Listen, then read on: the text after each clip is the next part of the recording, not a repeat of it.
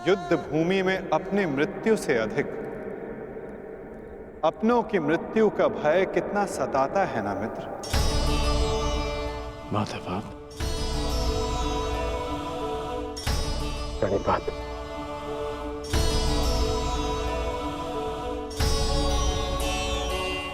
परंतु आप यहां कैसे?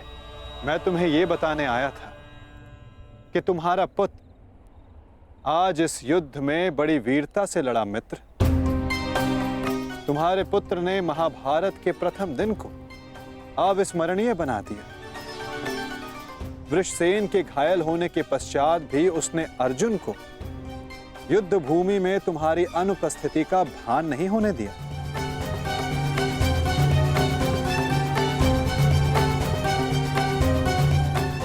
परंतु गर्व के स्थान पर तुम्हारे मुख पर यह पीड़ा क्यों मित्र?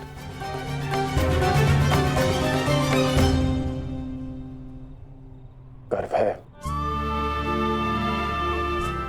गर्व है माधव, परंतु ऐसा क्यों होता है कि मैं स्वयं के शरीर पर सहस्त्र बाण सह सकता हूं। मैंने बिना संकोच किए अपने कवच और कुंडल दान कर दिए। मैं ये सब पीड़ा सहने में सक्षम हूं। एक योद्धा होने के नाते मैं युद्ध के सभी नियमों से अवगत हूं, परंतु वृषसेन को लगे बाण, उसकी मृत्यु का भय।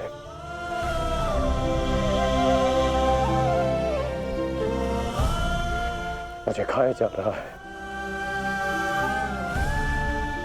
परंतु तुम ये कैसे कह सकते हो मित्र कि ये भय है, पूर्वाभास नहीं?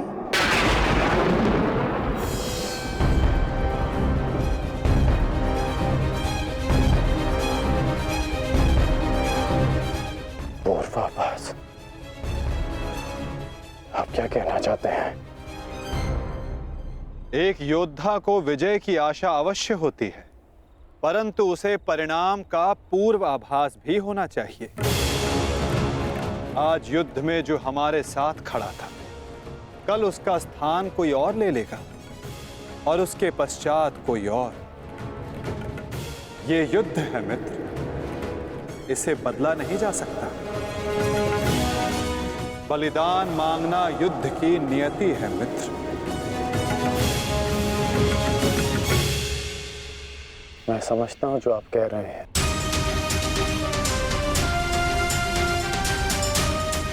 परंतु मन में अपनों की रक्षा की चिंता है।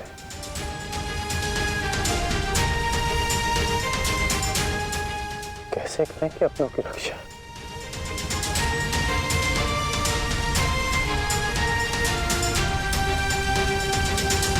यदि कारण महान हो तो उसका बलिदान भी महान देना होता है मित्र। इस युद्ध में हो रहे बलिदान को स्वीकार करो। एक योद्धा को युद्ध में जाने से पूर्व सभी प्रकार के मोह को त्यागना पड़ता है। मोह बंधन में बंधकर वो युद्ध नहीं कर सकता और ना ही अपनों की रक्षा कर सकता है। इस महायुद्ध में अपनों की रक्षा के लिए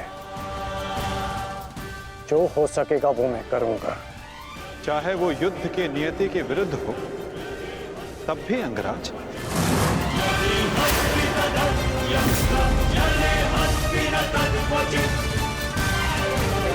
उत्तर दो अंगराज, क्या तुम ऐसा कर पाओगे?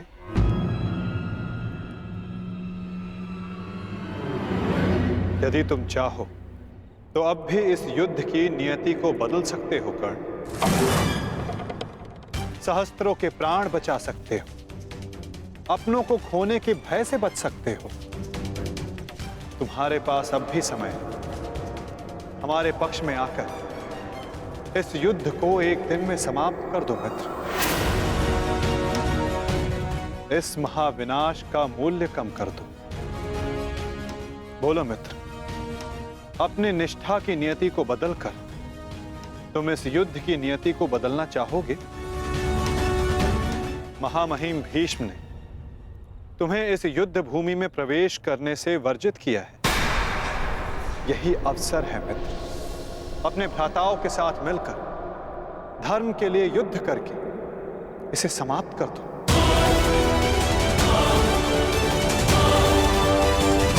यही अवसर है मित्र, अपने भ्राताओं के साथ मिलकर धर्म के लिए युद्ध करके इसे समाप्त कर दो। आप मेरा उत्तर जानते हैं, फिर क्यों बार बार ये प्रश्न करते हैं मुझसे? मैं तुमसे प्रश्न नहीं पूछ रहा हूं, तुम्हें तुम्हारे संदेहों का हल दे रहा हूं। या तो परिवर्तन के लिए स्वयं को परिवर्तित करो या फिर प्रलाप बंद करो मित्र।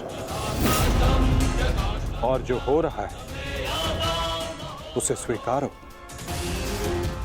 तुम्हारे अंदर अपने मित्र के विरुद्ध जाने का सामर्थ्य नहीं है मित्र।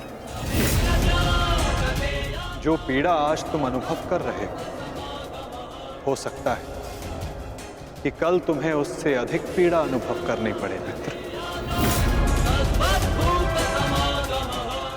इसलिए कहता हूं अंगराज, या तो विरोध करने की शक्ति रखो या फिर पीड़ा सहने का सामर्थ्य।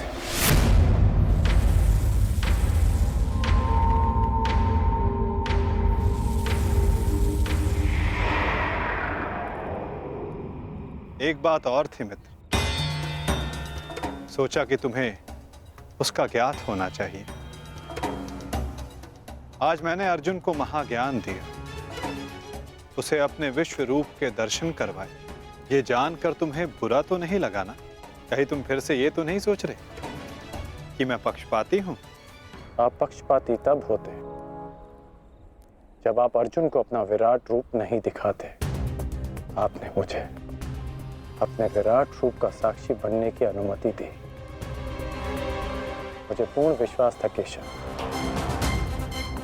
कि एक ना एक दिन आप अर्जुन को अपना विराट रूप अवश्य दिखाएंगे। आपको लेकर किसी और के मन में शंका हो सकती है,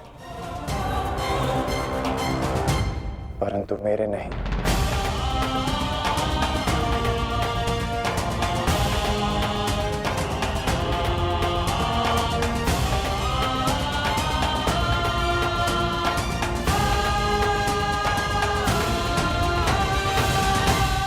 एक दिन आपने मुझे पाषाण और मोरपंख होने का अर्थ समझाया था। हर पहेली का उत्तर हमारे चयन में होता है अंगराज।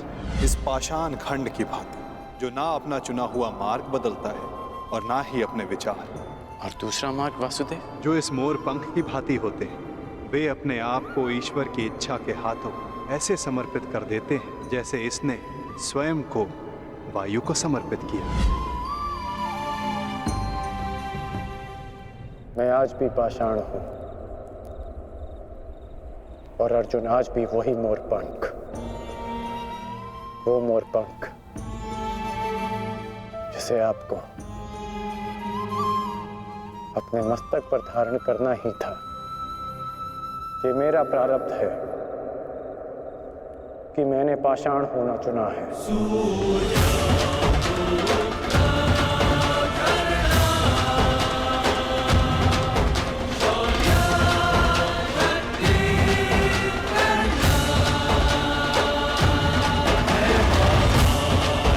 प्रणिपात केशव।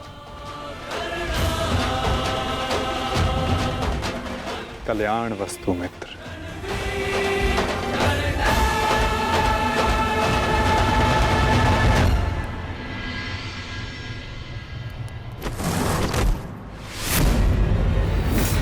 युद्ध का पहला दिन कौरवों के नाम रहा।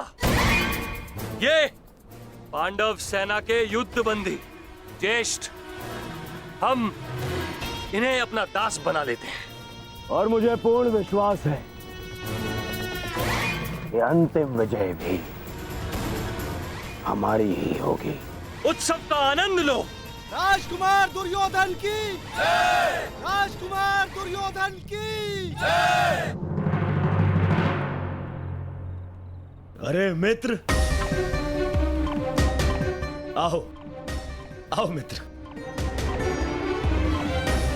हाँ, यहाँ उत्सव चल रहा है। तुम कहाँ रह गए थे? किस बात का उत्सव? उन पांडवों के विनाश का उत्सव, उनकी पराजय का उत्सव मित्र। उन पांडवों के विनाश का उत्सव जिसका श्रेय जाता है तुम्हारे पुत्र को, वीर महारथी धृष्टसेन को, जिसे तुमने इतना सामर्थ्यवान बनाया।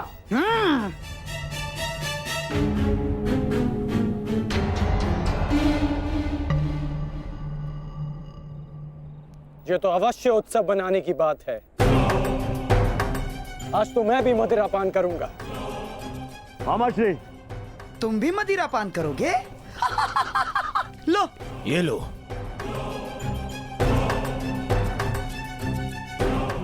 ये उत्सव पांडवों के विनाश के नाम। विनाश के नाम। मित्र, मैं इस युद्ध में उपस्थित नहीं था। क्या तुम मुझे बता सकते हो कि पांडवों की सेना में कितने हताहत हुए? पूरी एक औक्षणी सेना और साथ साथ उस मूर्ख बालक उत्तर का भी अंत किया आज हमने। विराट के छल का प्रतिशोध लिया हमने। उत्तम, अति उत्तम दुशासन। एक औक्षणी में 21 सहस्त्र 870 रथ और उनके रथी और इतने ही हाथी और उस पर सवार योद्धा 65 सहस्त्र 610 अश्वरोही 1,09,000 सहस्त्र 350 पैदल सैनिक। आज हमने युद्ध में इतने शत्रुओं का संहार किया। उत्तम, उत्तम, उत्तम। परंतु प्रतीत होता है कि हमारे ओर से कोई जानहानि नहीं हुई। तभी तो यह उत्सव बनाया जा रहा है ना मित्र?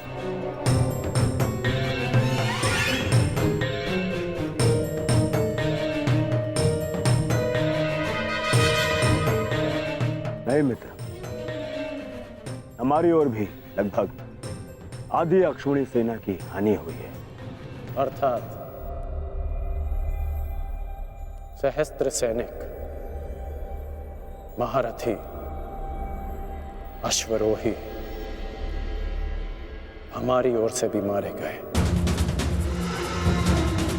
अब इनके परिवार का ध्यान रखने वाला कोई नहीं रहा। इनके वृद्ध माता पिता, विधवा स्त्रियों, अनाथ बच्चों की रक्षा करने वाला कोई नहीं बचा। ये तो अवश्य उत्तम बनाने की बात है। उत्तम!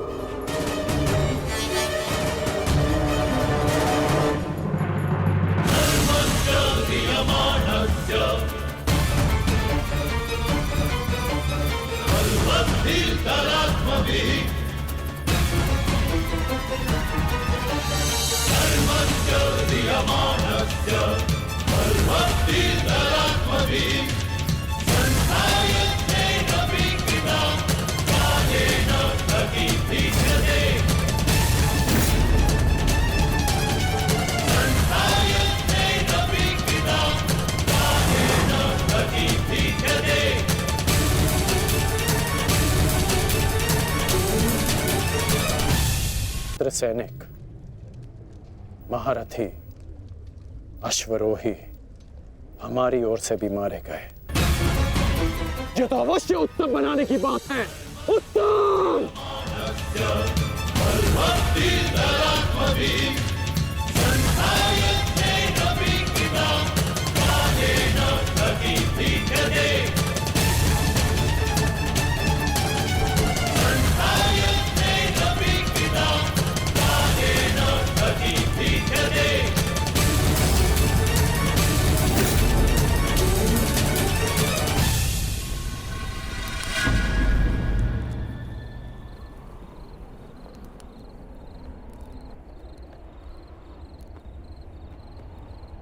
क्या ये युद्ध समाप्त हो गया है? मैंने पूछा, क्या ये युद्ध समाप्त हो गया है? उत्तर दीजिए।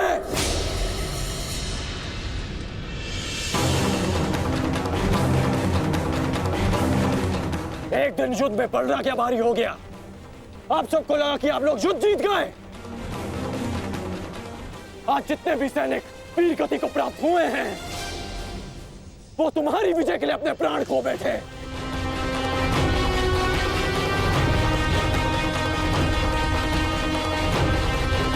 आप लोगों ने कभी सोचा है कि इस युद्ध में कितने जीवन दांव पर लगे हैं? हर परिवार इस भय के साथ जी रहा है कि क्या उनके परिवार के सदस्य घर लौटेंगे भी या नहीं। और आप सब उत्सव मना रहे हैं। ये उत्सव मनाने का समय नहीं, रणनीति बनाने का समय है। इस युद्ध में जीतने का समय है। पांडव सामान्य योद्धा नहीं है। वो इस समय एक घायल सिंह की भांति हैं, जो कल युद्ध में अपना प्रतिशोध लेने के लिए तत्पर रहेंगे।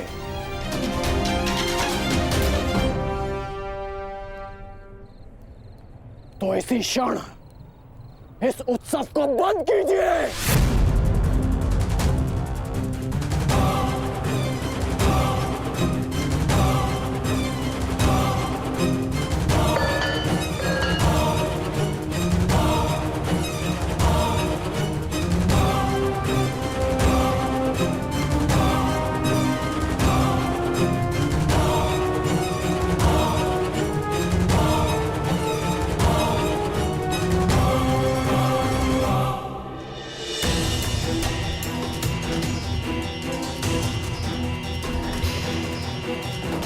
युद्ध भूमि का नियम है कि हर दिन के साथ हुई हानि को भुलाकर अगले दिन के विषय में सोचा जाए। अब समय आ गया है कि इस पर विचार किया जाए कि कल के युद्ध में हमारी रणनीति क्या होगी।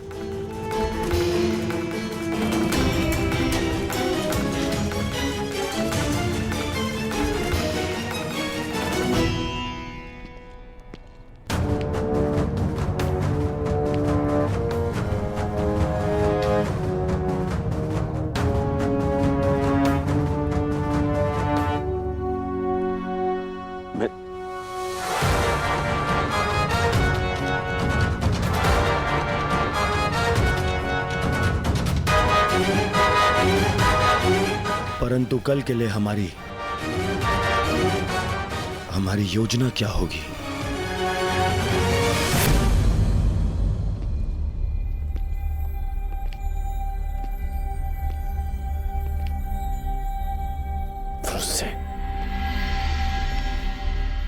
तुम यहाँ क्या कर रहे हो? यहाँ कल की रणनीति बन रही है पिताश्री। तो इस सभा में मेरा उपस्थित होना अनिवार्य है ना। तुम युद्ध में भाग नहीं लोगे। मैं तुम्हें अनुमति नहीं दे रहा। जाओ, जाकर विश्राम करो। मैं जानता हूं मुझे विश्राम की आवश्यकता है, परंतु मैं नहीं चाहता कि कल कोई वीर पांडव ये कहे कि अंगराज का पुत्र एक तीर का घाव तक ना सह सके। मुझ पर विश्वास कीजिए पिताश्री, मैं कल भी युद्ध में अपना पूरा योगदान दूंगा, परंतु मुझे जाने से मत रोकिए। मैं आपका पुत्र हूं। मैं वचन देकर आया हूं कि मैं आपकी कमी की अनुभूति किसी को अनुभव नहीं होने दूंगा। मैं इसीलिए मेरा कल युद्ध में उपस्थित होना अनिवार्य है पिताश्री। मुझे मेरा वचन पूर्ण करने दीजिए।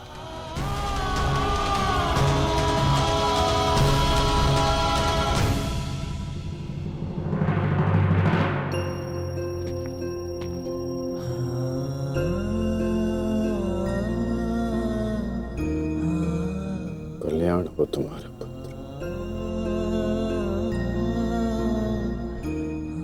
तुम युद्ध में भाग लोगे।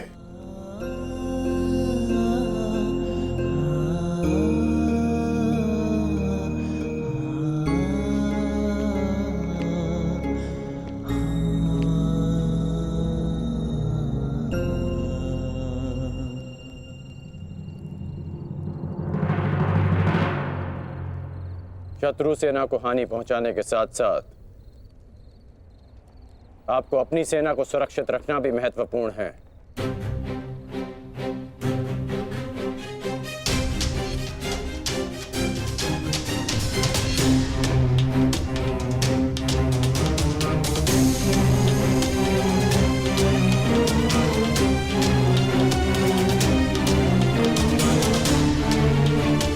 यदि युद्ध में शीघ्र विजय पानी है तो उसका एक ही मार्ग है,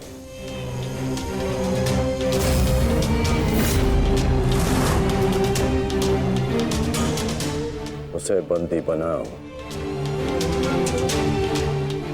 जिसे बंदी बनाने से ये युद्ध समाप्त हो जाए। युधिष्ठिर,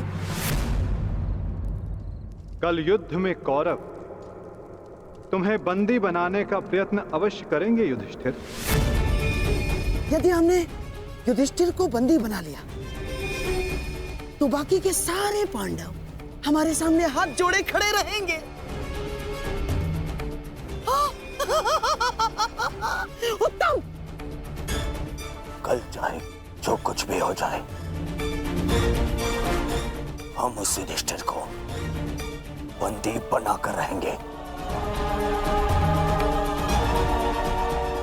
उसकी सुरक्षा की हर एक दीवार, हर एक व्यू तोड़ देंगे हम। तो इसका तोड़ क्या है माधव?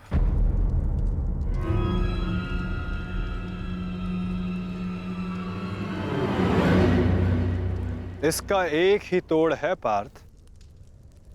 कल युद्ध में धर्मराज युधिष्ठिर व्यू में सबसे आगे रहेंगे।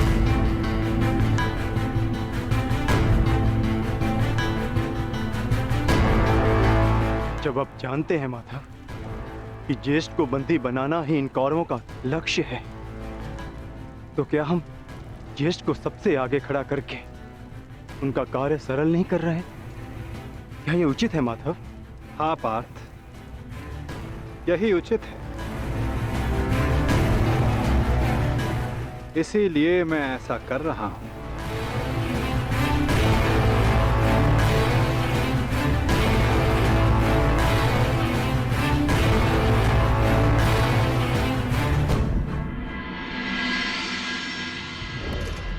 युद्ध का दूसरा दिन।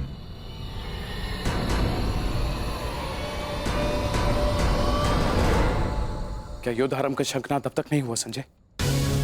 किसी भी क्षण युद्ध का शंखनाद हो जाएगा महाराज। दोनों सेनाएं सज्ज हैं। पांडवों की सेना ने आज कौंच व्यूह का निर्माण किया है और महामहिम भीष्म ने महाव्यूह का। उचित निर्णय लिया है ताछरी ने। अब पांडव युधिष्ठिर की रक्षा के लिए उसे क्रौंच व्यूह की अंतिम रेखा में रखेंगे।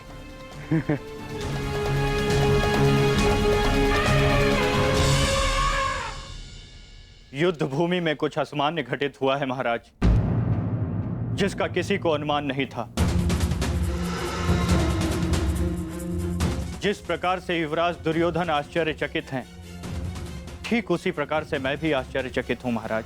किंतु ऐसा क्या हुआ है संजय? पांडवों ने राजकुमार युधिष्ठिर को सेना के अंतिम रेखा में न रखकर सेना के अग्रभाग में रखा है महाराज।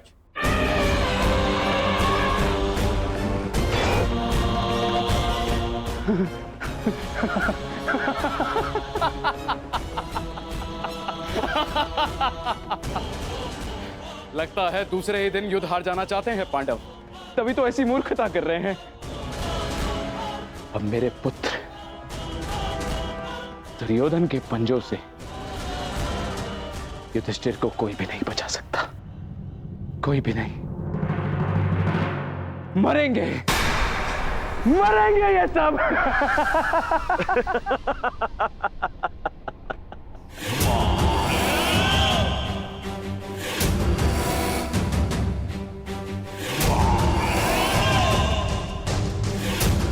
सुना था, आज देख भी लिया। विनाश काले विपरीत बुद्धि।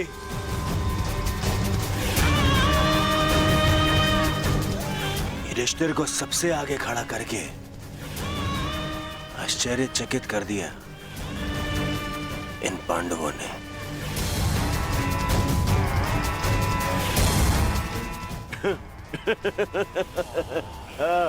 पितामह,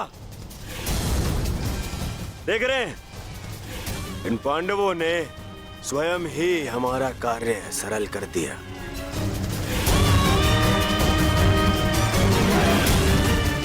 युधिष्ठिर को आगे खड़ा करके।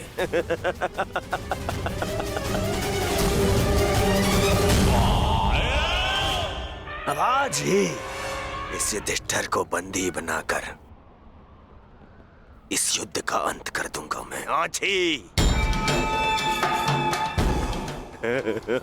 आजा, आजा।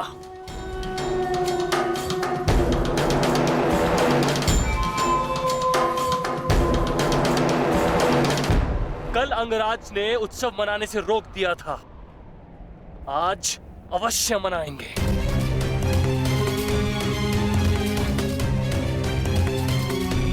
देखा दुशासन, हमारी जीत का उत्सव।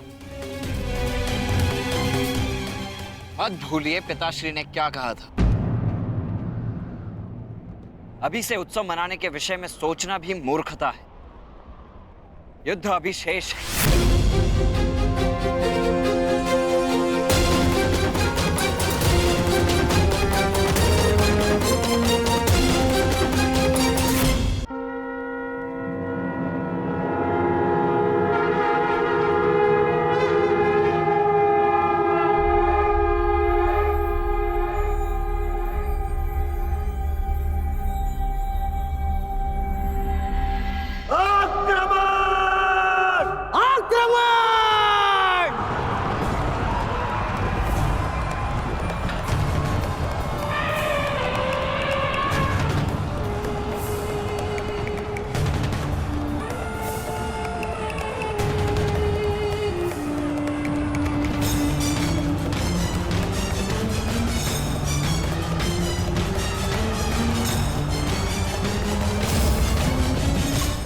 पांडव आक्रमण क्यों नहीं कर रहे?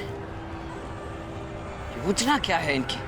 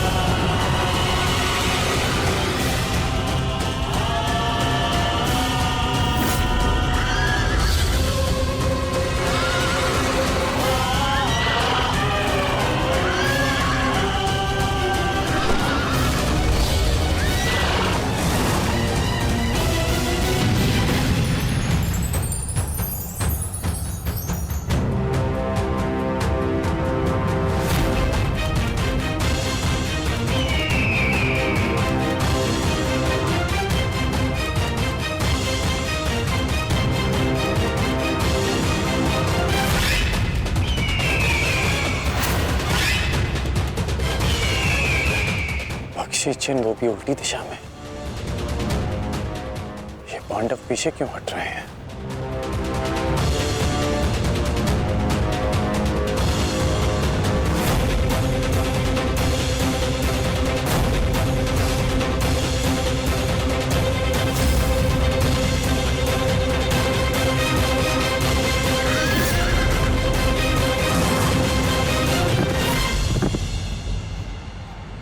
अरे वो तो पीछे हट रहे हैं।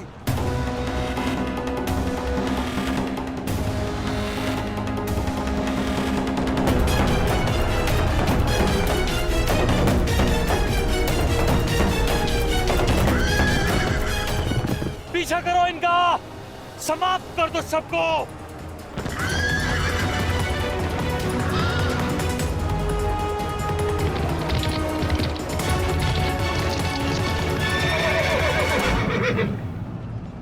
महामहिम, ये पांडुपुत्र करना क्या चाहते हैं? इस प्रकार पीछे लौट जाने के दो ही कारण हो सकते हैं। प्रथम, सेना के किसी प्रमुख की मृत्यु, या फिर पराजय का भय। और यदि युद्ध के आरंभ में ही सेना इस प्रकार पीछे लौट जाए तो उसका अर्थ है यह उनकी रणनीति है।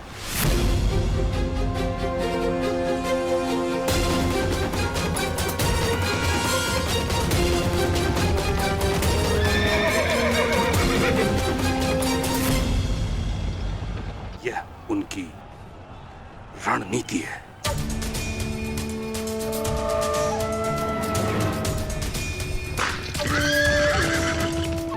पर हमारे पास उन पांडवों से 5 अश्विनी सेना अधिक है। यदि ये कोई रणनीति भी है, तब भी हम अपनी सेना के बल से इन पांडवों को समर्पण करने के लिए विवश कर सकते हैं। पितामह, आप आगे बढ़िए और युधिष्ठिर को बंदी बनाइए। शीघ्रता मत करो दुर्योधन। सर्वप्रथम उनकी रणनीति को समझो, उसके पश्चात आगे बढ़ो।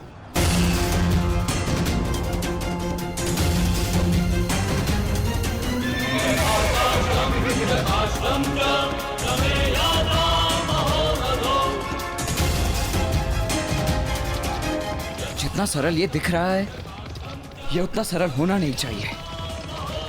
कुछ तो गड़बड़ है।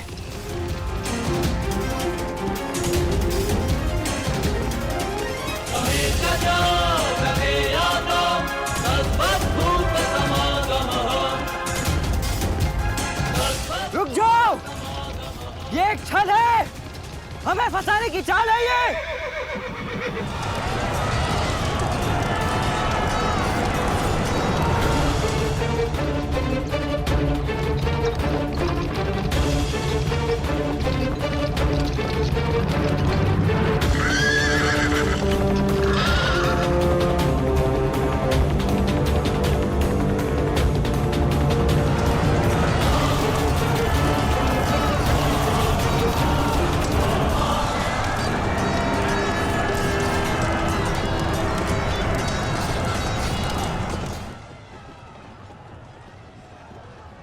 दुशासन और अश्वत्थामा अपनी सेना को लेकर कौरव सेना से अलग हो गए हैं महाराज।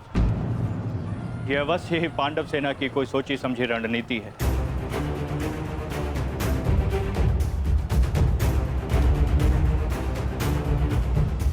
आत्मसमर्पण कर दो युधिष्ठिर। हो सकता है ज्येष्ठ तुम्हें जीवन दान दे दे। तुम केवल दास बनने के योग्य और सदैव दास बनकर रहोगे, और पांचाली सदैव हमारी दासी बनकर रहेगी।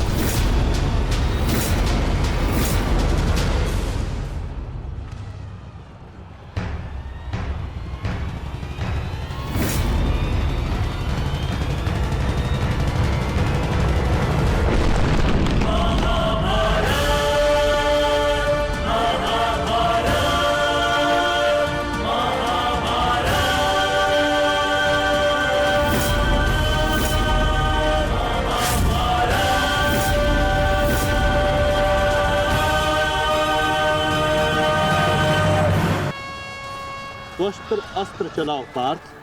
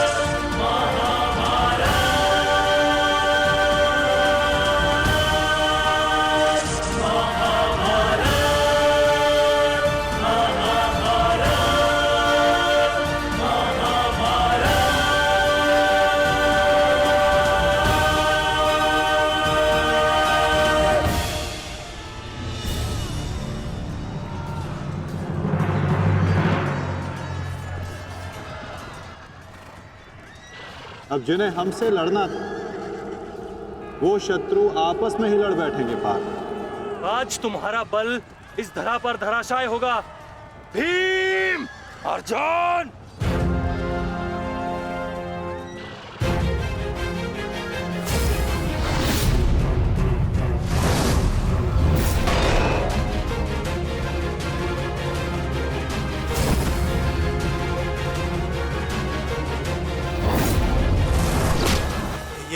ये क्या हो रहा है?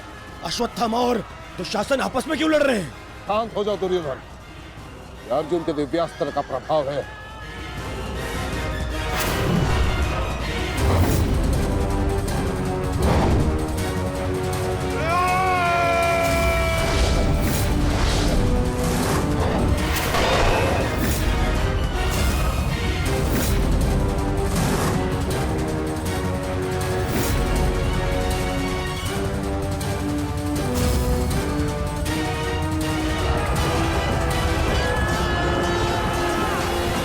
राजकुमार अर्जुन ने तोस्तर अस्त्र का प्रयोग किया है महाराज। ये प्राचीन और बहुत ही दुर्लभ अस्त्र है। ये सैनिकों को भ्रमित करता है महाराज, और अपने ही सैनिकों में मृत्यु का भय और अपना सबसे बड़ा शत्रु दिखाई देता है महाराज, और वो आपस में ही लड़कर मर जाते हैं महाराज।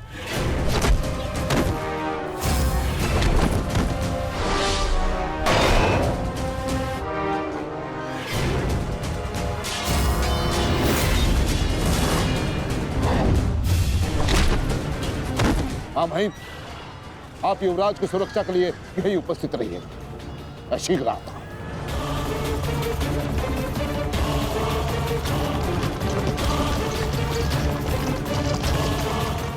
माधव, दुर्योधन पर आक्रमण करने का यही उचित समय है।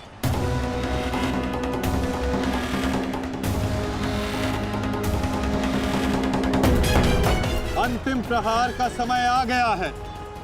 सारथी,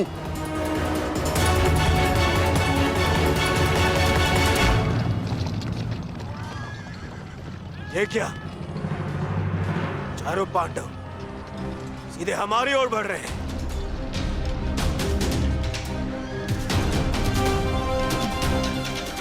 वो भी बिना किसी सुरक्षा पंक्ति के। संजय, इस अस्त्र की माया को किसी तरह तो समाप्त किया जा सकता है। कोई तो उपाय होगा। इसका उत्तर मेरे पास भी नहीं है महाराज, परंतु अवश्य ही राजकुमार अर्जुन के पास होगा, और कदाचित वो अपने पुत्र अभिमन्यु को इसकी काट बता रहे हैं महाराज। सत्य कीर्ति अस्त्र, इसे उपयोग केवल एक शक्तिशाली योद्धा ही कर सकता है। हमारे विपक्षियों में आचार्य द्रोण, पितामह और अंगराज कर्ण इसका उपयोग करना जानते हैं। कर्ण तो युद्ध में सम्मिलित नहीं, और आचार्य द्रोण और पितामह को इनकी रक्षा करने के लिए पहुंचने में समय लगेगा, इसलिए हम इसका लाभ उठा सकते हैं। परंतु तुम भूल रहे हो, युद्ध भूमि में एक और कुशल योद्धा है जो सत्य कीर्ति अस्त्र का प्रयोग करना जानता है।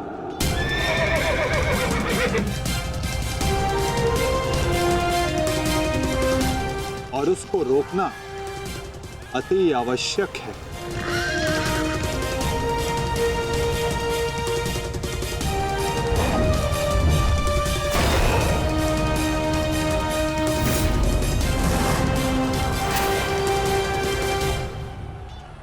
जितने भी अस्त्र हैं ये शत्रु को भ्रमित कर देते हैं। परंतु इस भ्रम को तोड़ने का कोई तो उपाय होगा ना पिताश्री? एक ही अस्त्र है, सत्य कीर्ति अस्त्र।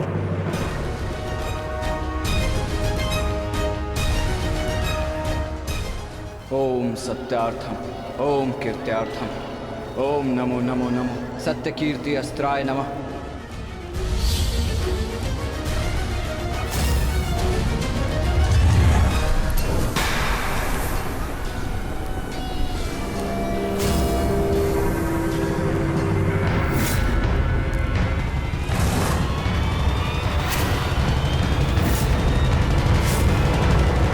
स्वागत है अभिमन्यु।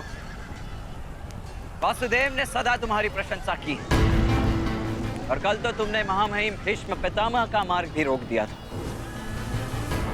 तुम में तुम्हारी इस असाधारण वीरता का मैं सम्मान करता हूं और प्रशंसा भी। परंतु इस समय मुझे मेरी सेना की रक्षा करनी है और ऐसा करने से मुझे कोई नहीं रोक सकता। प्रशंसा तो तुम्हारी भी बहुत हो रही है वृषसेन। जिस वीरता से तुमने मेरे पिताश्री का सामना किया वो सराहनीय था। परंतु इस समय मेरा भी केवल एक ही लक्ष्य, तुम्हें रोकना। तो विलंब कैसा? मैं प्रस्तुत हूं।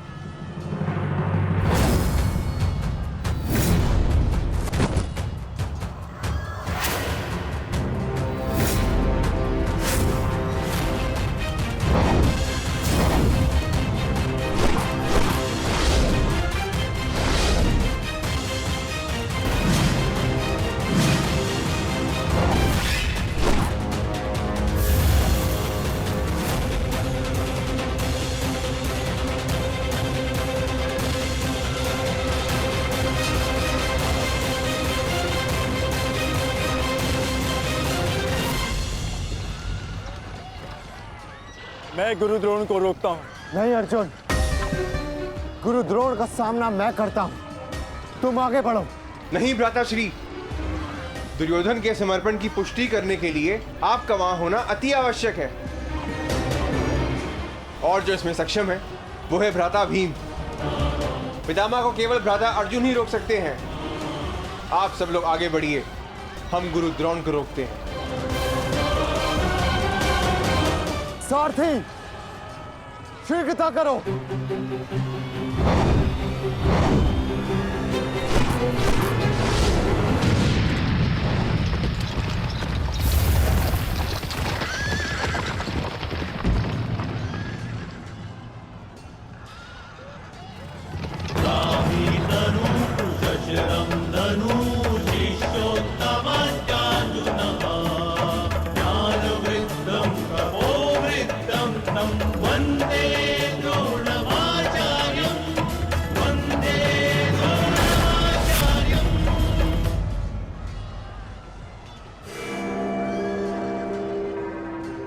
हस्तिनापुर नरेश, महाराज धृतराष्ट्र के ज्येष्ठ पुत्र दुर्योधन तक पहुंचने के लिए तुम्हें मेरा सामना करना होगा।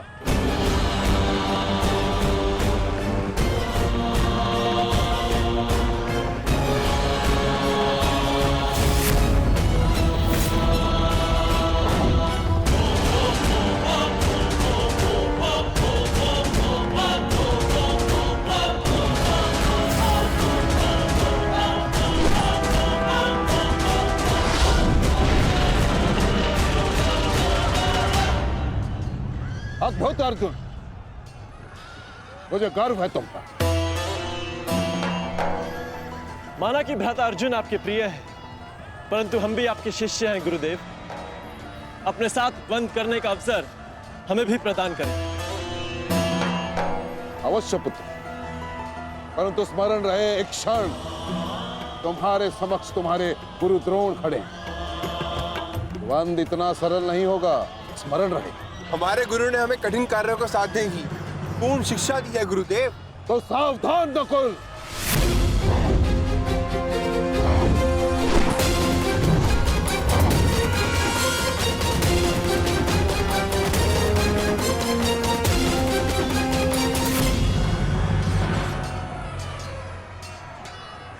कहा था मैंने कि द्वंद्व सरल नहीं होगा।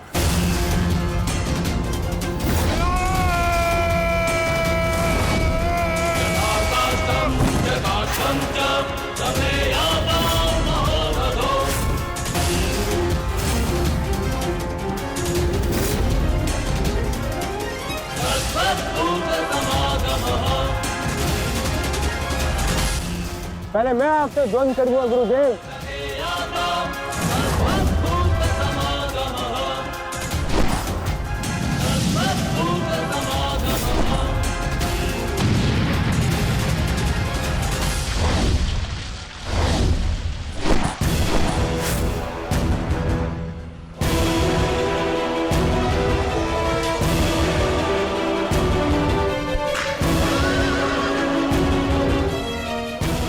द्वंद्व का समय आ गया है।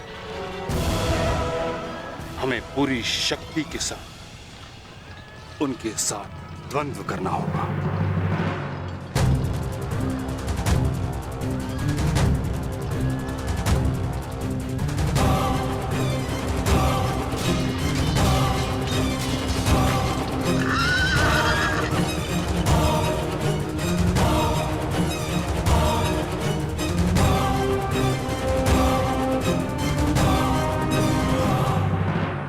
क्या हुआ पुत्र? जो कर्तव्य पूर्ण करने आए हो वह करो। मेरे साथ द्वंद्व करो। रुक क्यों गए? आक्रमण करो मुझ पर। कर्म से बड़ा कोई धर्म नहीं पुत्र। पितामह ने उचित कहा, अपने कर्तव्य का पालन करो। स्मरण है ना पार्थ, ना कोई बंधु है ना कोई बंधा, ना कोई मरता है ना कोई मारता है। ये सब आत्माएं हैं।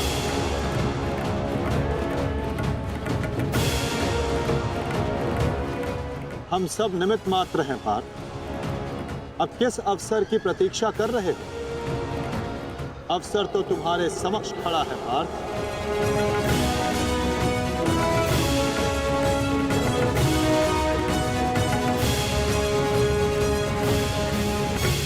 यदि तुम मुझ पर प्रहार नहीं करोगे अर्जुन, तो मैं करूंगा और तुम्हें तुम्हारे कर्तव्य से अवगत कराऊंगा।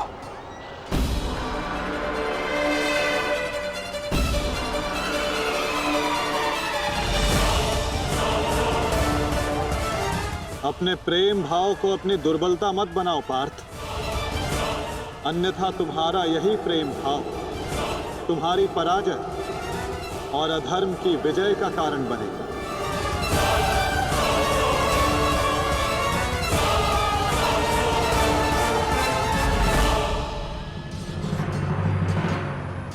शस्त्र उठाओ पार्थ, प्रहार करो अपने शत्रु पे।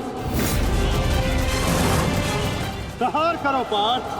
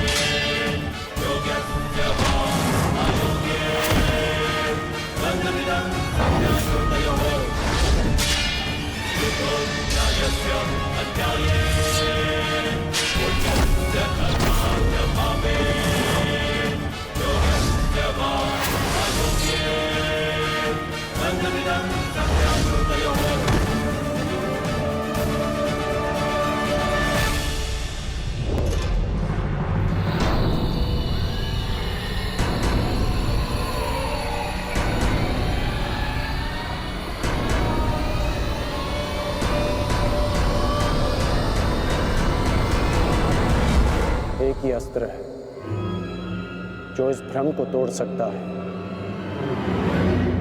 सत्य कीर्ति अस्त्र।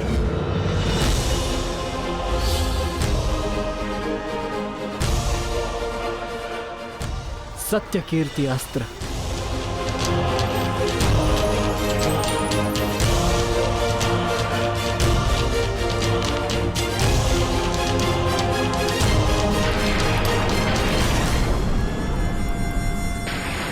मुझे अपने कर्तव्य का पालन करना ही है। तुम भी अपने कर्तव्य का पालन करो मित्र। हम दोनों को कोई नहीं रोक सकता।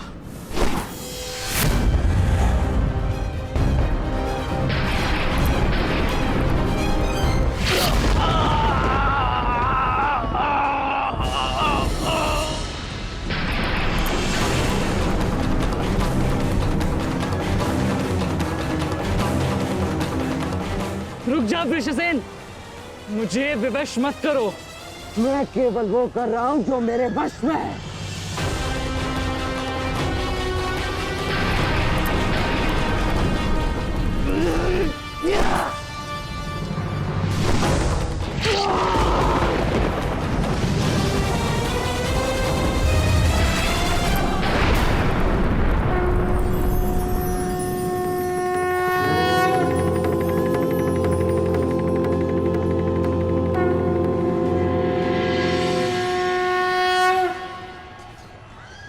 अद्भुत। मुझे तुम पर गर्व है पुत्र।